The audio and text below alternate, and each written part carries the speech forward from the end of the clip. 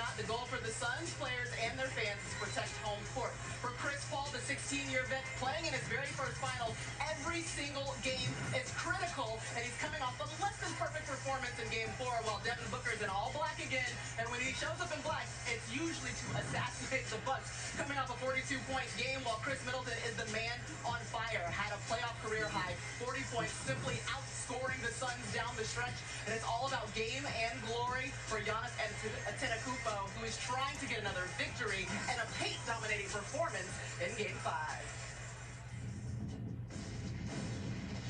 1, 2,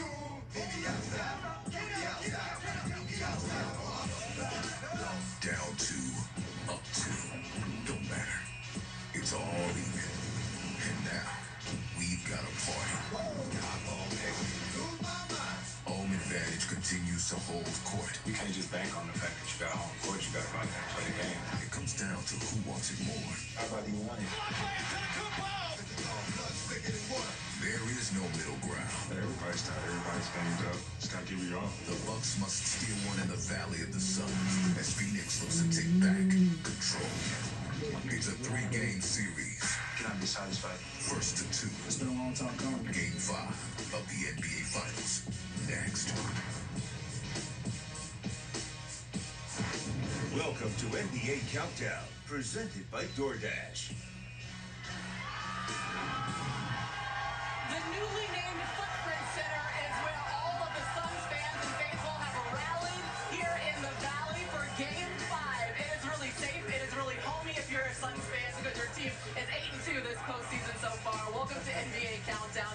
Maria Taylor alongside Adrian Wojnarowski, Jalen Rose, and obviously we are one down. Jay Williams is in health and safety protocols himself, so our shout out to our younger brother. We hope that you are doing well right now, taking care of yourself. Jay Will, fully vaccinated. We love and we miss you, my brother, but I gotta say something to everybody out there, because I've seen a lot of people question, like, oh, since he's vaccinated, does that mean that I or we can't get COVID?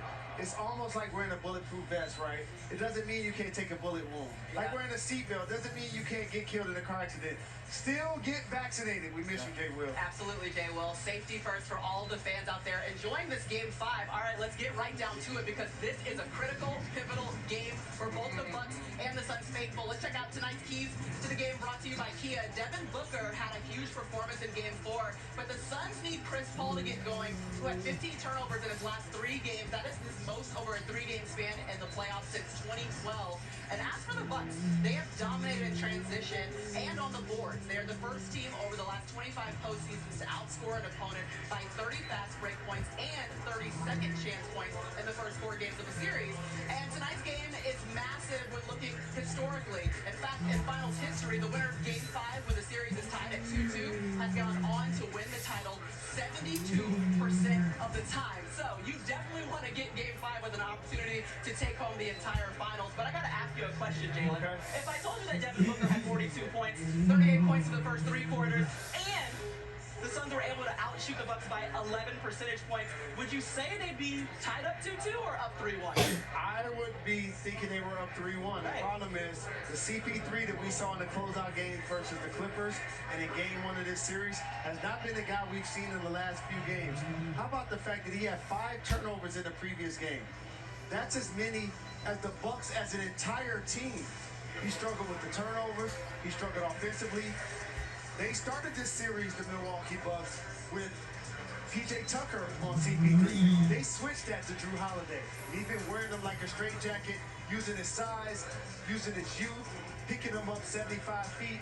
Chris Paul, I believe, has to be a breakout player if they're going to find a way to advance forward, because there are whispers that the point guard has looked old the last couple of years, that last couple of games. And Jalen, next season at this time, or next season in the playoffs, Chris Paul's going to be 37 years old, and he doesn't know whether that's going to be here in Phoenix or somewhere else. He's got a $44 million option on his contract. He can do an extension in Phoenix. He can become a free agent.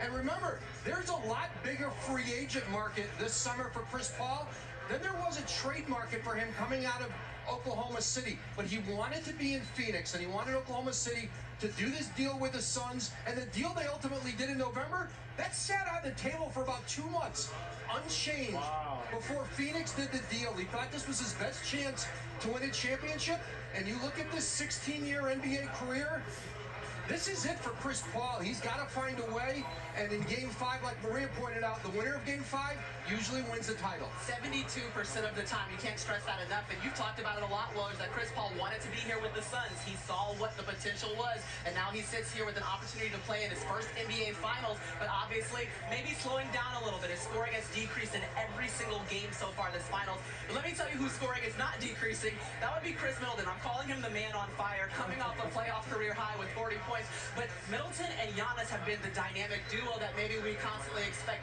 CP3 and Devin Booker to be. Do we need to start reevaluating the duo that the Bucks have? Yes, because people need to start putting some respect on Chris Middleton's name. A lot of times when you're a second-round pick and you worked your way into being an NBA All-Star, into being the second-best player on the championship caliber team, when people start evaluating best duos around the league, they acknowledge Giannis as a back-to-back MVP, but they underestimate Middleton. And the biggest change that the Bucks did this year is they decided they were going to put the ball in Chris Middleton's hands late in basketball games. It's paid dividends for their squad. Milwaukee's former general manager, John Hammond, he's a GM in Orlando now, drafted Giannis at 15th overall and traded for Chris Middleton as a throw-in in a Brandon Knight deal. Chris Middleton was a second-round pick, and he's got 2 cornerstone championship players, perhaps, that he put together. Yeah, we keep talking about it, but both Giannis and Middleton, not lottery picks. Oh. You know, being there with the Bucks and having this opportunity to play in the Finals, and they're making the adjustments, they have the momentum. Does it feel like the confidence is right now on the side of Milwaukee right now? They're extremely confident, Money T, but here's the thing about Chris Middleton. They're going to need him to play a version of himself on the road that he plays at home. He's been dynamic playing at home, closing games in particular. They're going to need he and Drew Holiday for their games to travel. I know what I'm going to get for Giannis. You can pencil him in right now for 30 and 12. But if Chris Middleton can crack 30, if Chris Middleton cracks 30, they're undefeated in the playoffs. Yeah, that's the barometer. And also, he shoots 42% from 3 and wins so far this postseason, 21% in losses from 3. So we can almost use him as the barometer of whether or not the Bucks are going to win. But Woj, you do have some reporting to do about health and safety protocols for the Bucks. Yeah, the Bucks announced earlier, Thanasis Antetokounmpo, Giannis' older brother, is in health and safety protocol. I'm told that he has not yet been ruled out for this series, and Malika Andrews and I are reporting Josh Oppenheimer, a Bucks assistant, will miss his 3rd straight game tonight. He's in contact tracing. He could be back in Game 6. And Sean Wright, one of the officials scheduled to officiate tonight's game, was replaced. He's in health and safety protocols. It remains an issue in these finals. Wow, the sidelines dealing with it, the officials dealing with it, and our own set, Jay Williams, dealing with it right now. But we still have to push forward and march on into Game 5 as we are tied up, knotted up at 2-2 between the Bucks and the Suns. Coming up right here on Countdown, Chris Paul explains how he will bounce back in Game 5 and why Phoenix's great run just won't quite be the same without a fairy tale ending. All the feel-good stories with our team is all good and well, but that's not going to win the game for us. I always say nobody cares about your story unless you win it. NBA Countdown on ABC.